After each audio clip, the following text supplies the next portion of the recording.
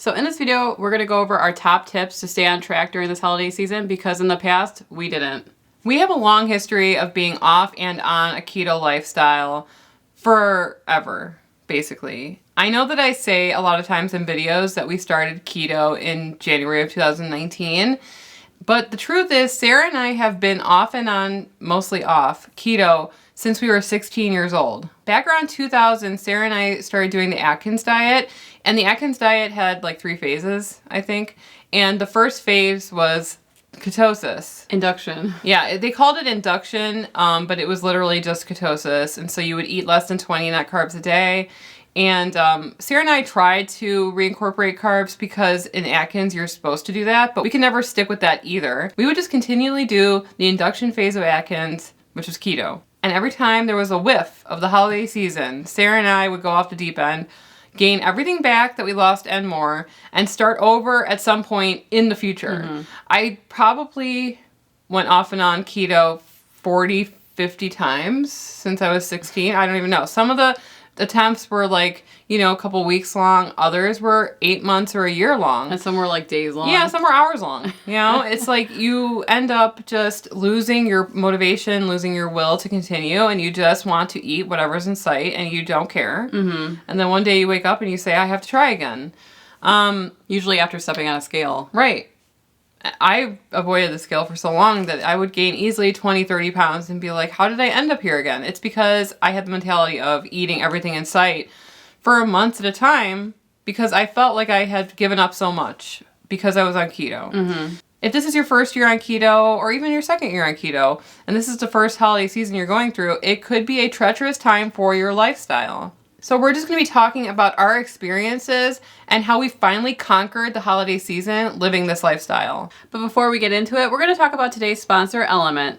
Element is a delicious electrolyte drink mix with everything that you need and nothing that you don't. That means lots of salt with no sugar. Element contains a science-backed electrolyte ratio of 1,000 milligrams of sodium, 200 milligrams of potassium, and 60 milligrams of magnesium. Sarah and I incorporate Element into our lifestyles every single day because we love the way it tastes and it helps us on our keto journeys. That's because when you go into ketosis, you shed a lot of water, and inside that water are your electrolytes. This can leave you feeling tired, having muscle cramps, and nausea, also known as the keto flu.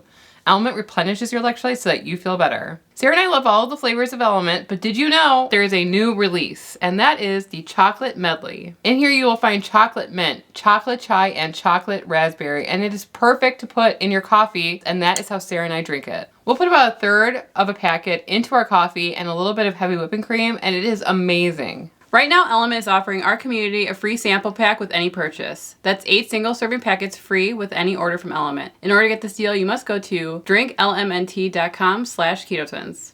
So we're going to preface this by saying that this video is obviously not for people who have been living this lifestyle easily and who have just mastered the art of not caring about carbs anymore, not caring about desserts, not caring about eating the way you used to eat before. There are so many of you that are just like, yeah, I could eat a steak and green beans every night for the rest of my life and be happy. Obviously, this is not for you. Mm-hmm. This is for people like us who have a lot of nostalgia around food and the holidays and who struggle. Even now, even though I know that this is the way that I should be eating, even though we make amazing food most of the time, sometimes it's not amazing, but most of the time it's really, really good, I still struggle to stay on track during the holidays. And since Thanksgiving has already happened, that does not mean that there is not time to course correct. Right the ship. Right. You can get back on track. So still watch this video anyway. The first strategy is to have a plan. Or at least have a realistic view of the holiday season and how it's going to be a difficult time for you. There are 5 actual holidays or days where people typically go overboard or indulge. For us, the holiday season does not start at Thanksgiving. The holiday season typically for us starts October 31st. Halloween. Mm-hmm. This is a make or break time, and it's already passed, so why are we even talking about this? But typically, if you have access to candy, you'll probably eat it all, and then you'll be like, well, now there's Thanksgiving. Now there's Christmas. Now there's New Year's. There's Black Friday. Right. If we're going to indulge, Sarah and I would typically do it Halloween, Thanksgiving, Christmas Eve, Christmas Day, and New Year's Eve. Those 5 days are the days where we are with family, we're eating a lot of different things, it takes a lot of self-control. If we're going to indulge, it's going to be those days. But there are 60 actual days between those 2 time periods, for us at least, okay? So for everybody, 60 days, that's it. Unless you're on a different plan. Right. Unless you're like in Interstellar or something, there's 60 days, right? So 5 days out of that entire 60 days, it's not even that terrible if you were to indulge, okay? If you were to go and indulge with the tips that we're telling you to do now, even if you were to cheat, we don't like to typically use that word, but if you were to go off keto completely during those times, but ate keto the rest of the times, you're going to fare pretty well. Like, you probably won't gain a lot of weight. If you do gain weight, it'll be water weight. Get back on track. There will not be a lot of consequences other than the fact that you are not used to eating this way. You're not used to eating carbs, sugar. You're not used to it. So, if you're out and about, if you're family and friends, well, you have to be careful about how much of this stuff you're going to consume. Because if you don't, you could get sick. I mean, really violently ill. I have done it to myself several times. I just cannot help myself. I eat a pound of stuffing. I'm laying on the couch crying afterwards. I'm just not used to eating all of that now. It tastes good. An hour later, you're going to be ruining your holiday. I've done it multiple times where I've eaten too much and I had to leave early. It's terrible. It's like, we did all this and then I ruined my diet only so that I could feel terrible and leave. And we're not saying that you can't have it, okay? We're saying that you have to be more targeted. You have to be smarter about it than you were in the past. Strategic. Right. The second tip is to buy your keto replacements now. Not later. Now. Have them now. If you're used to eating chocolate, whatever, caramels, if you're used to eating chocolate cocoa, sitting in front of a Christmas tree, I don't know what your Christmas traditions are. Yeah. Find those things now and buy them now so that you have them and you have the choice to take it, okay? If it's put in front of you and you don't have access to your replacement, you are not going to want to stay on keto. You're going to feel deprived. Right. Well, I don't have the replacement, therefore I'm just going to have this. Because I don't want to miss out. Right. You know, back in the day, there weren't all of these advances in keto technology. I'm telling you, it was bare bones out there. We didn't have anything when I was 16 years old. It was like... I thought you were going to say 60 years ago. It felt like that, but we didn't have anything when we were 16 years old to fall back on. It was like... Atkins bars. I don't even know if he had Atkins bars back then. I feel like he had those Reese's peanut butter cups type of things. Huh. So be prepared, and everything that you can strategically buy now, do it now. So tip number 3 is going to be an important one too. And it could change the rest of your life if you think of it this way. You're going to try to make new traditions not around food for the holidays. And this is especially true because if you're used to making cookies with somebody, there's a good chance that they're not going to want to make keto cookies with you. They're going to want to make their normal cookies. But if you can figure out a way to have an event or some kind of game or something else that does not involve food, it is fundamental not for just now, but the future. Because, hate to tell you, keto's a lifestyle. You're probably going to be on this forever. You're going to have to eat this way in some capacity forever. Sorry, I gotta print some. I was like, what is that noise? Hi. So I never really thought about traveling and like holidays and how much food surrounds all those activities until we went to Hawaii, and I was really trying to focus on non-eating activities for that trip while we were there. It was hard to find activities that I thought we would enjoy that didn't revolve around food, honestly. And so we did find some things like going on a cruise. That didn't turn out that great, but we went on a tubing adventure that was really fun, and it was just really hard to find things that weren't centered around food, but that also applies to the holiday season, because I really cannot think of an activity that is like a holiday Christmassy thing without food attached to it. Like a Christmas market, and you have like the nuts that are there, or you're gonna go to a tree farm and you have hot cocoa and a pretzel or something. There's always food attached, so Bring your own to those events. yeah, and we also have a tip for that later on that we're going to get into that's going to really help you make the right decision with that. But bringing, we went to the Botanic Gardens for this light show that was at night. It was really beautiful. It was really scenic. We were able to walk through. We had like a really nice hot cup of coffee, and we had some chocolate element in there, and it was really delicious. And stay to the end, because we're going to give a tip that's going to help you also if you go to these food events and stay on keto. So stay tuned. So number 4 is one that Sarah and I are so used to now that honestly, it doesn't even really affect us anymore. But yeah, Sarah gets annoyed. But like, if you are new to the keto lifestyle and you've told a bunch of people, that's important too. If you've told a bunch of people that you're eating a keto lifestyle or you've lost a bunch of weight, be prepared for an onslaught of people that are asking you what you're doing, or if it looks like you're not eating keto, asking you why you're not eating keto. So Sarah and I get this a lot. There's a lot of times where people will just stare at our plates, like at the buffet, examining what we're getting. Seeing what we're getting, and then questioning it or saying why we are eating that or not. Or Sarah's favorite is when they will say, "Oh, it's a special day. Why don't you just have some of this?" Mm-hmm. They're not really even asking because they care about like what you're doing. They're asking because something in them is saying that they want to be nosy into what you're doing. Maybe they feel that you're eating this way and you've lost a little weight, that it reflects on what they're eating. A theory about this that I have is that what you do reflects on other people and shows them what they're doing is not optimal. Mm-hmm. So it's like if you're eating turkey and green beans and whatever, and the other person is loading up their plate with a bunch of carb-filled foods, they might have a little self-consciousness about that and saying, well, what you're doing is proving me wrong or reflecting poorly on me. It's never about you. Yeah. You should know that, first of all. And I think that knowing that, you can kind of go into a situation and be a little bit like, okay, well, thank you for your concern. But I've also noticed that if you even go off or cheat during that time, people will say, "Oh, but you have bread on your plate. I thought you're keto. You can't eat that." So you can't win either way. You might get questions whether you're sticking on track and you're being really good. People might say something. Or if you're cheating, people might say something. Right. And sometimes I don't think people understand how they come off. They come off when you say this, because I really don't like when people examine what I'm eating. It makes me feel self-conscious, honestly.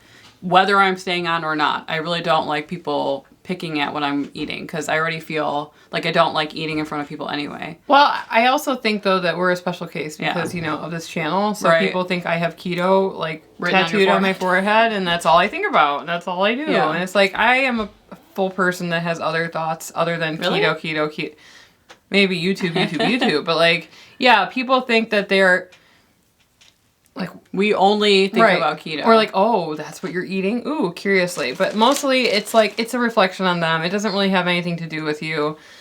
The biggest tip in this whole tip, it's a mini tip, it's a side tip. If you are a person that gets self-conscious and thinks about this and has social anxiety and you're worried about this. Which a lot of people have. Right.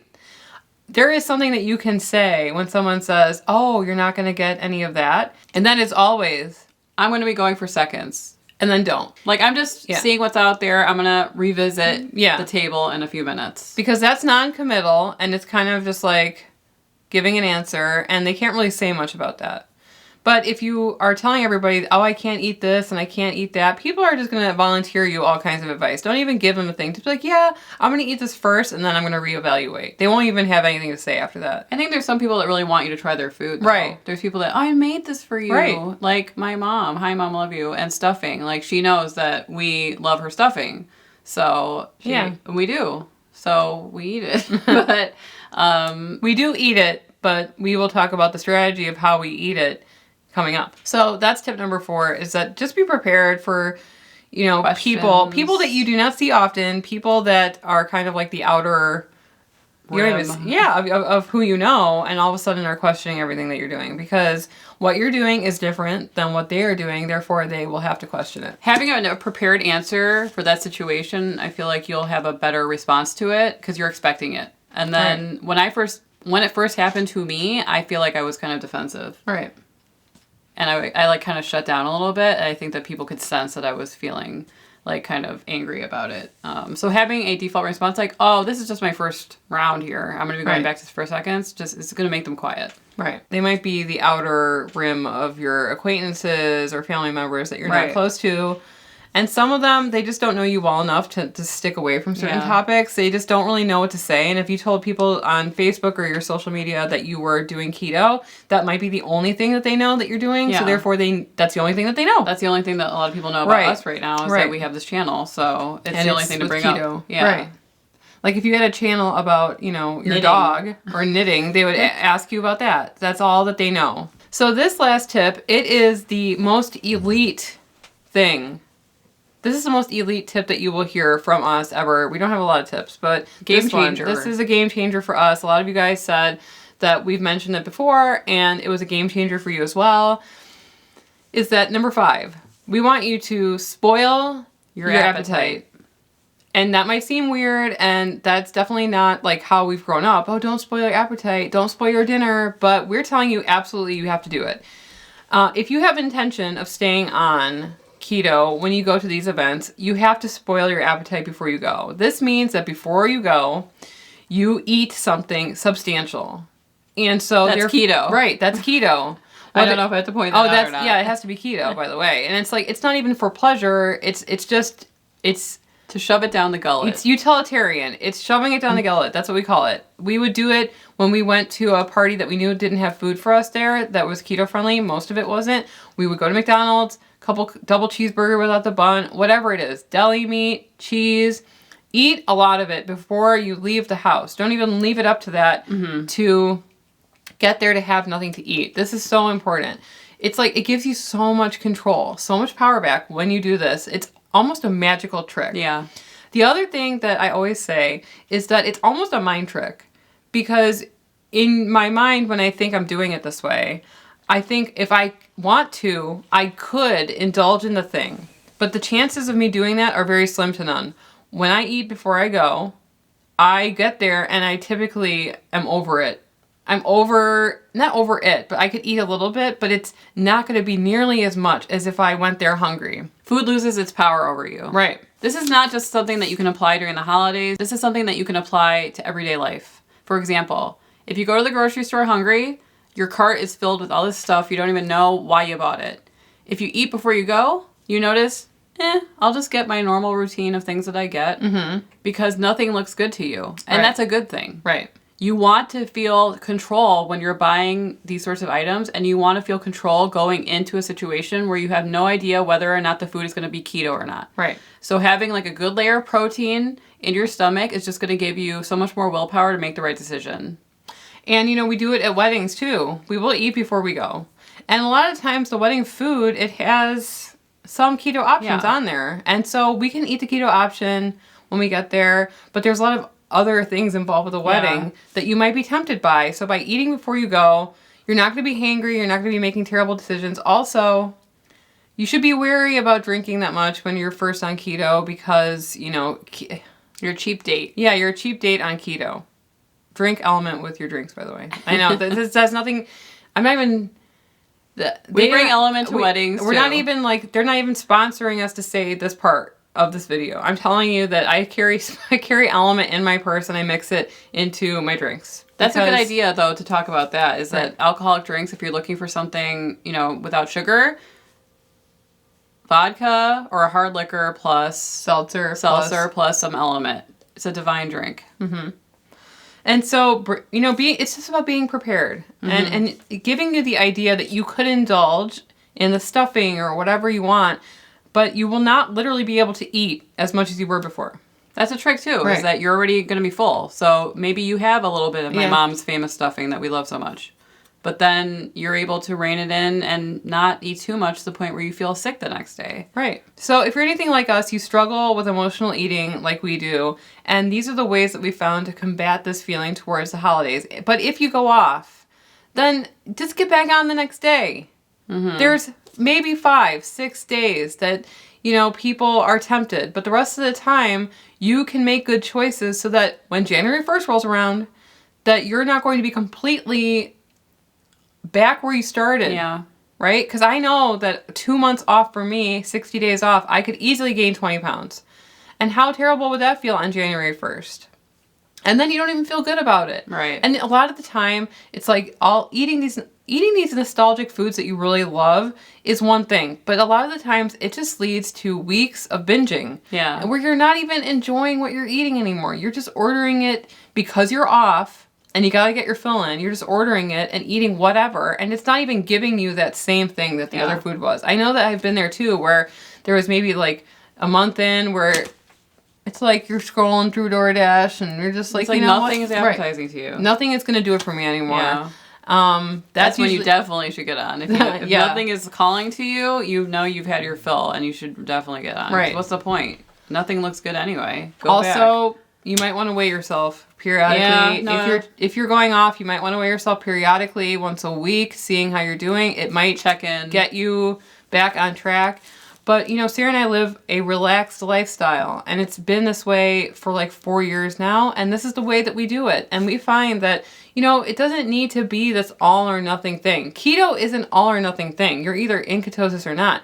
But you don't need to be in keto every day for the rest of your life. You don't need to be in ketosis every day. But you need to be in it for a decent amount of time. Or you need to have control over what you're eating most of the time. And for us, it's just easier to say we're keto, we're aiming for that 20 net carbs per day.